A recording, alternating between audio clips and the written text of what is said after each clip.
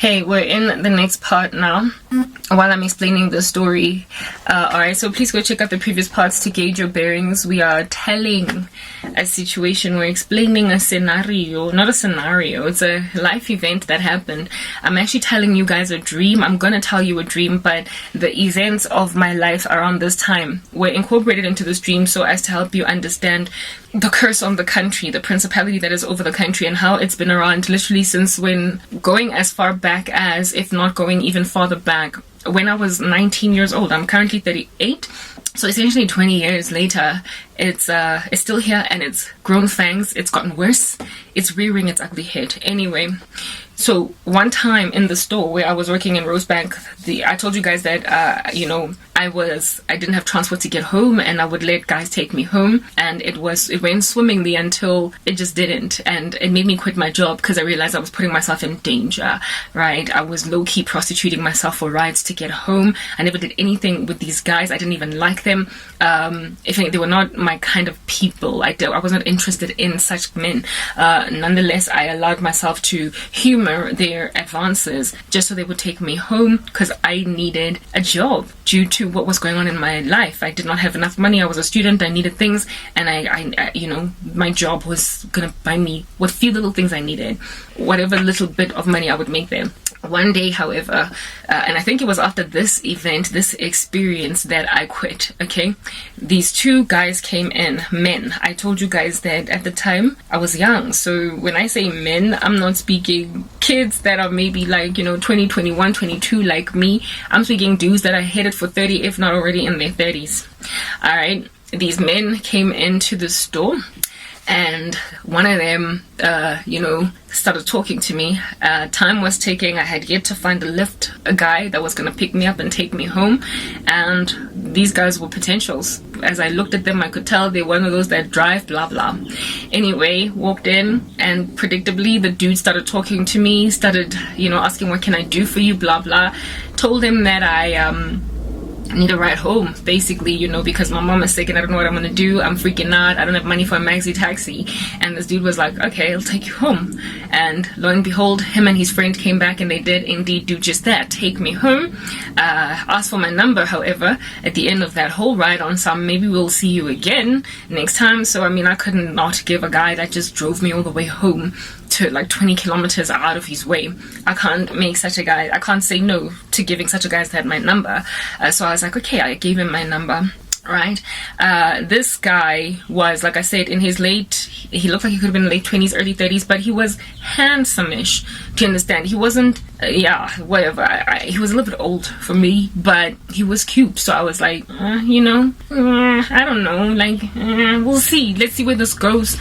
So when he called me to go out for what I imagine dinner, that would be a decent first date, like go eat lunch or dinner or something.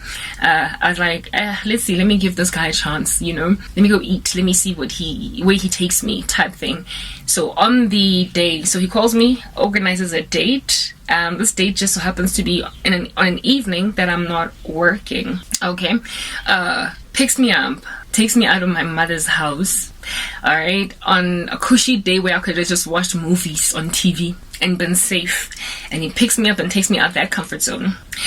And I was, first of all, kind of surprised that he brought a friend to a date. The same friend that he came with at the mall that day, he came with him again on this day, So I was like, okay, this is weird. Maybe you're gonna go drop your friend off, and then we're gonna go eat dinner or something.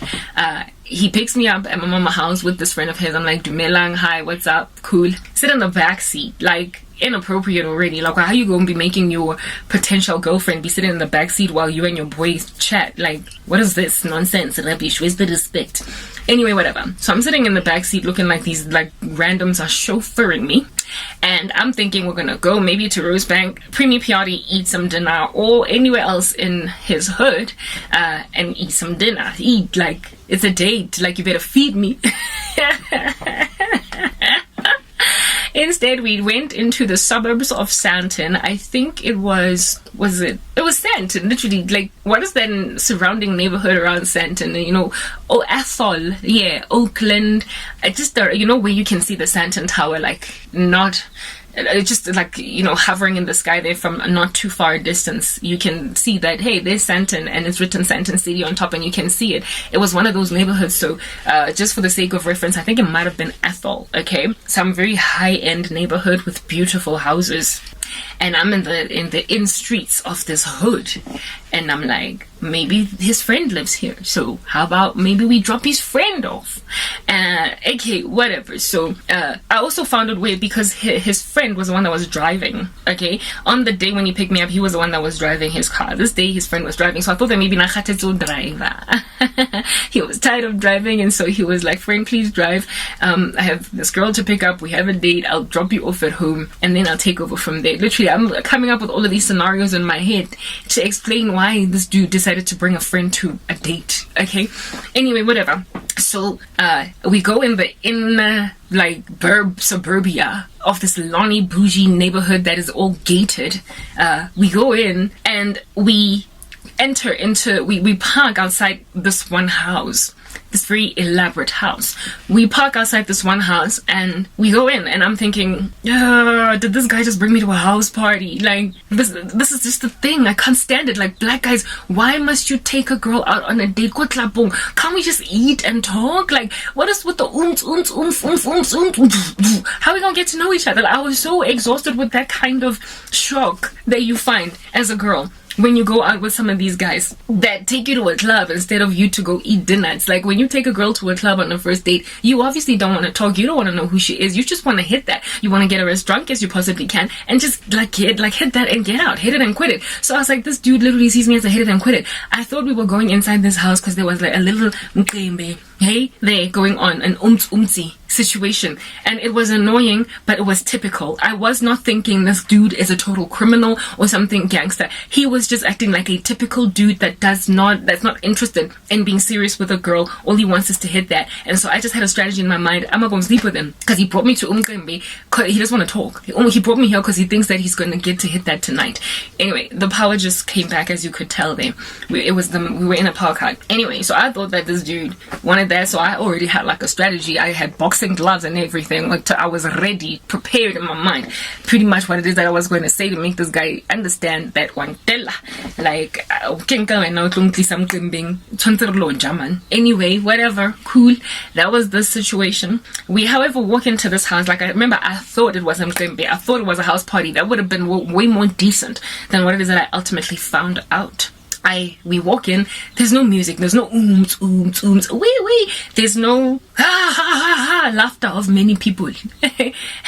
There's nothing of that nature. So I'm like, this is a weird Nkrimbe, but this is Sandton. So I mean, people here got like soundproof like clubs in their basements. Like, yeah, so maybe, just maybe, because it was like a wealthy neighborhood, maybe there's like a basement club in this house. That's why it's so quiet. Walk close towards this house and it's still really super quiet. Knock on the door, and the person who opens is the owner of this house, the man who lives there. And I could hear this guy. Do you understand? First and foremost, what happened as we were in the passageway headed towards the house, his friend led the way, right? He took me, pinned me against the wall, and literally slapped me. That's what it is that I call it. He slapped me with a kiss. I didn't see it coming. At me. He just like was all up in my grill. Anyway, I allowed him, okay?